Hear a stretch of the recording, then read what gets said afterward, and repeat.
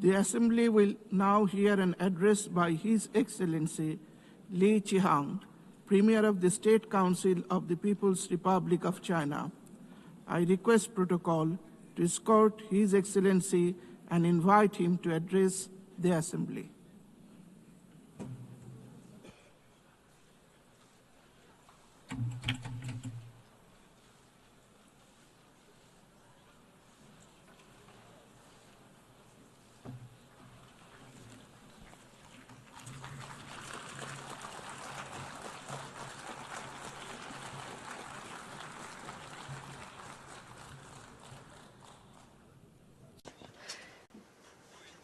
Mr. President, colleagues, ladies and gentlemen, this year marks the 80th anniversary of the victory of the World Anti-Fascist War. It is also the 80th anniversary of the founding of the United Nations. 80 years ago, fascism was defeated in fearless battles by countless heroic men and women around the world.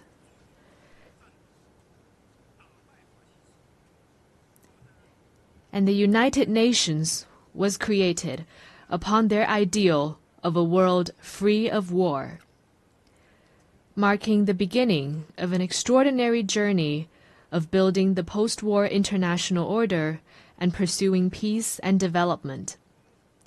The past 80 years have been tortuous but purposeful. Today, the UN is the world's most universal, representative, and authoritative intergovernmental organization. With an international system centered around the UN and an international order based on international law, human society has realized overall peace and achieved unprecedented levels of development and prosperity. The past 80 years have witnessed tectonic changes in our world. Straddling 2 centuries, this period saw human society leapfrog from the age of electricity and computers into a digital intelligence era. While the world we live in has changed enormously, the ideal of making it a better place remains unchanged.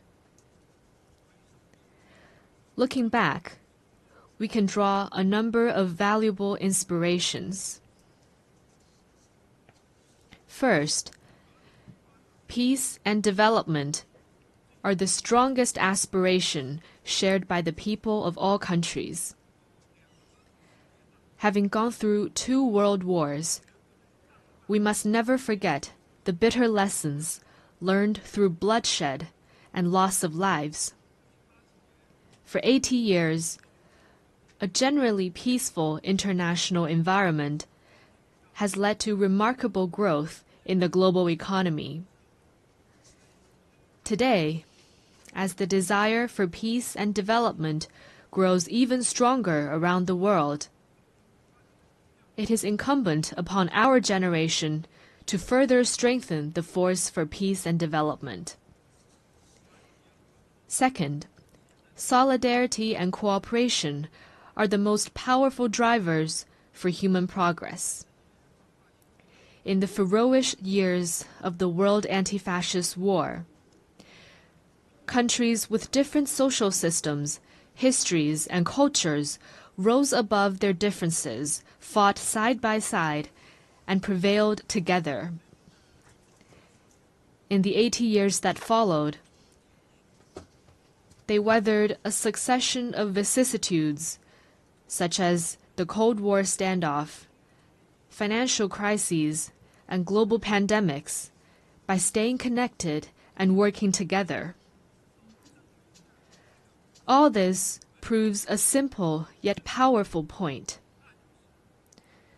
Solidarity lifts everyone up, while division drags all down. The road ahead might be hard and bumpy, but when all countries unite as one and collaborate in good faith, our strengths will converge into a mighty force with which we can withstand any headwind and cross any hurdle. Third, fairness and justice are the most important values pursued by the international community. History keeps reminding us that when might dictates right, the world risks division and regression. Should the era of the law of the jungle return, and the weak be left as a prey to the strong, human society would face even more bloodshed and brutality. As members of the global family, we must uphold justice while pursuing our own interests. This is particularly true for the major countries. Only when all countries, big or small, are treated as equals and true multilateralism is practiced, can the rights and interests of all parties be better protected. At present, the world has entered a new period of turbulence and transformation. Unilateralism and Cold War mentality are resurfacing. The international rules and order built over the past 80 years are under serious challenge. And the once effective international system is constantly disrupted. The various problems induced are distressing and worrying. Humanity has once again come to a crossroads. Anyone who cares about the state of affairs in the world would want to ask, why couldn't we humans, having emerged from tribulations, adopt a greater sense of conscience and rationality, and treat each other with kindness and coexist in peace? How could we, in the face of deplorable incidents such as humanitarian disasters, turn a blind eye to atrocities that trample blatantly on fairness and justice and sit on our own hands? How could we, when confronted with unscrupulous acts of hegemonism and bullying, remain silent and submissive for fear of might? And how could we let the ardent passion and dedication of our forefathers in founding the UN simply fade into the pages of history?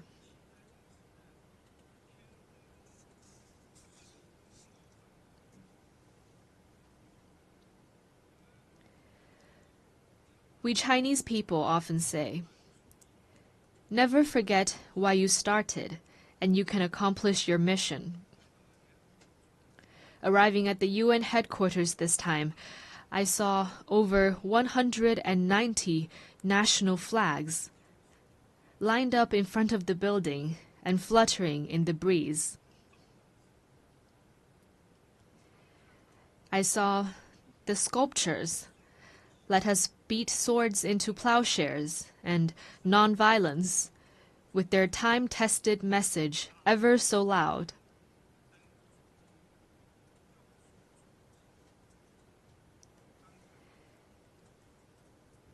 And I saw staff members from different regions, of different races, and with different skin colors, working in collaboration for the common goals of humanity.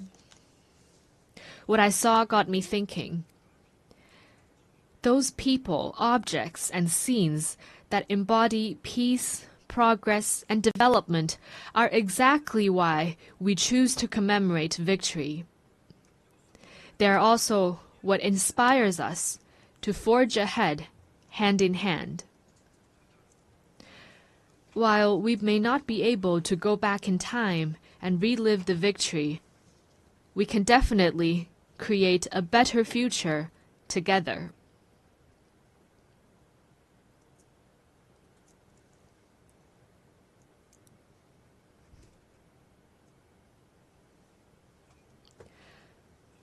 As a founding member of the UN, China has all along taken an active part in global affairs and worked for the betterment of humanity.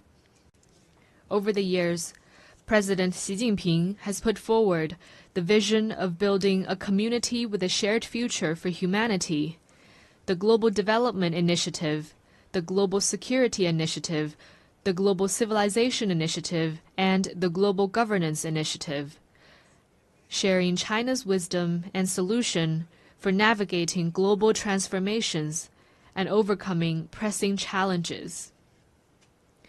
In particular,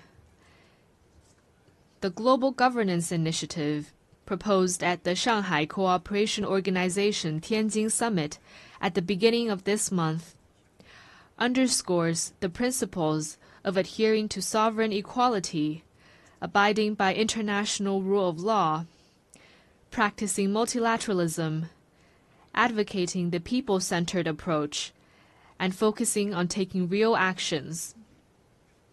It points the right direction and provides an important pathway for building a more just and equitable global governance system.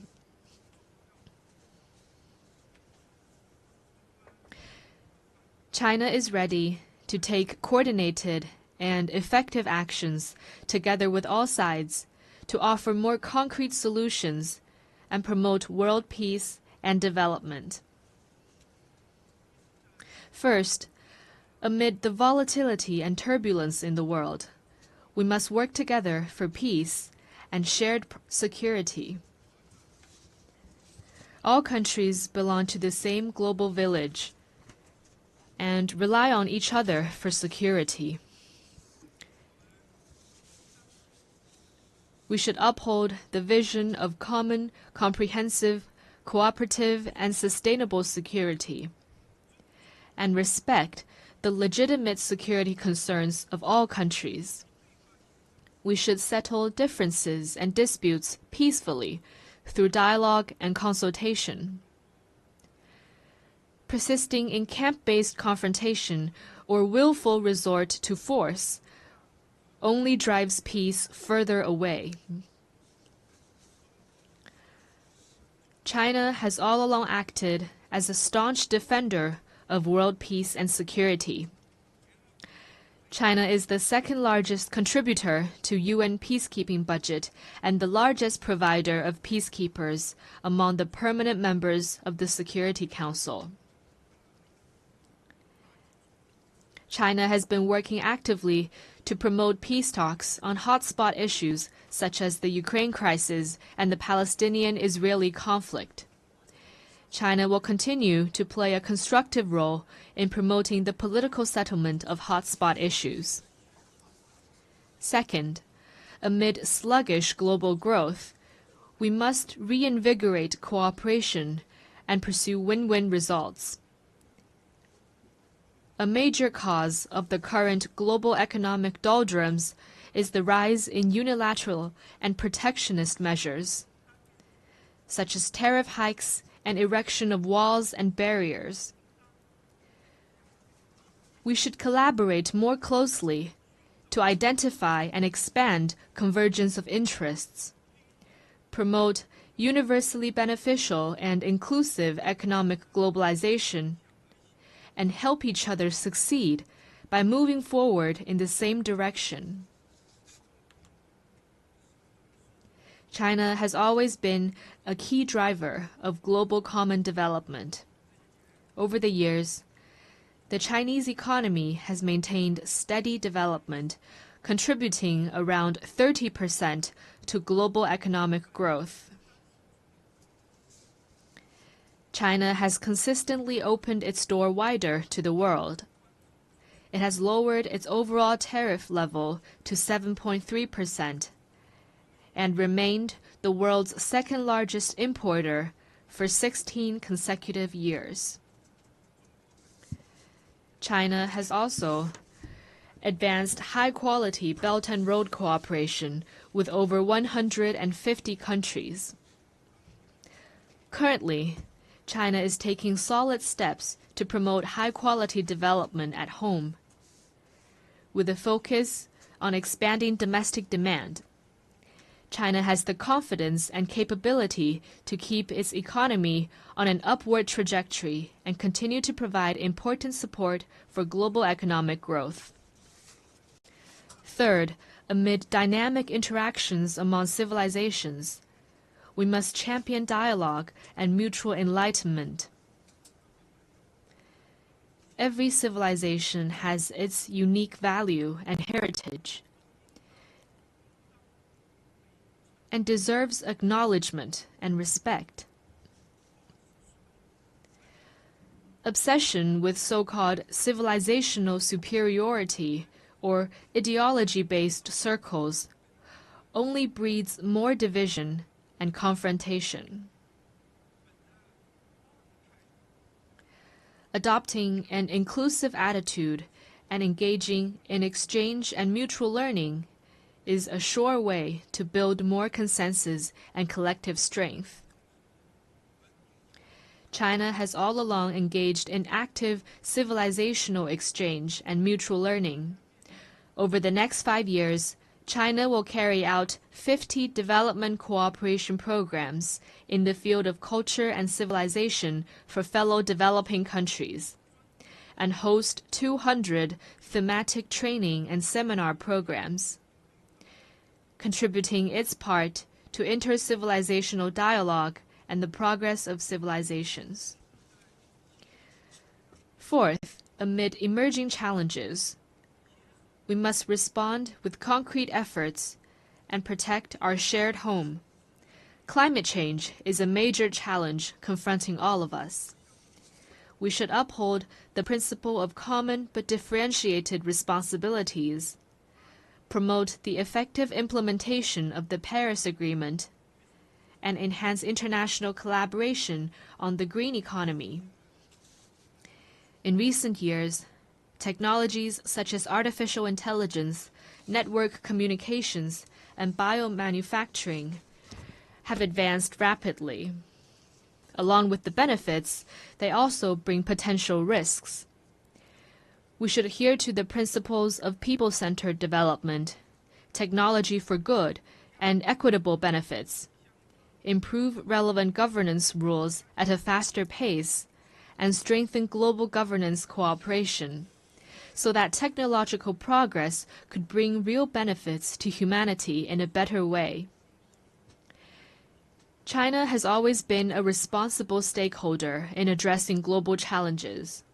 Committed to green and low-carbon development, China has established the world's largest and fastest-growing renewable energy system, built the most extensive and complete new energy industrial chain, and announced China's 2035 nationally determined contributions that cover all economic sectors and all greenhouse gases. China has proposed the Global AI Governance Initiative and advocated the establishment of a World AI Cooperation Organization. This time during the 80th session, China will present to the UN the lunar soil samples collected by Chang'e 6 from the far side of the moon.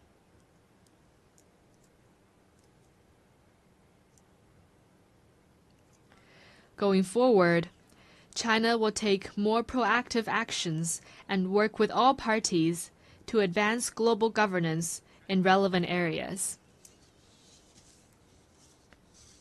Colleagues, China stands ready to work with all members to uphold the standing and authority of the UN, safeguard the purposes and principles of the UN Charter, support UN reforms to improve its efficiency and capacity to fulfill its mandate, and advocate greater representation and voice of developing countries. China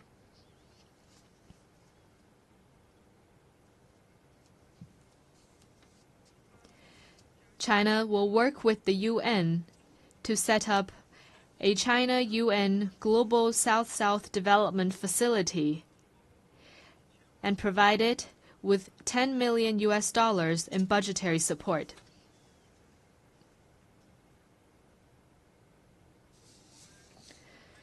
China will also partner with the United Nations Development Program to establish a global center for sustainable development in Shanghai to accelerate the implementation of the UN 2030 Agenda for Sustainable Development. The tide of history surges forward, and the Great Way remains smooth and steadfast. Going forward, China will continue doing its best to contribute to global peace and development.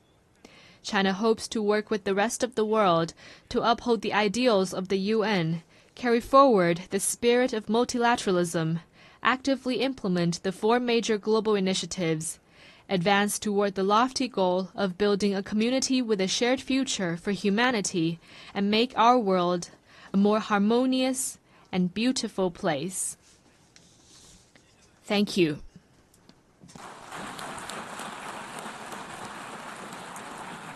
On behalf of the Assembly, I wish to thank the Premier of the State Council of the People's Republic of China.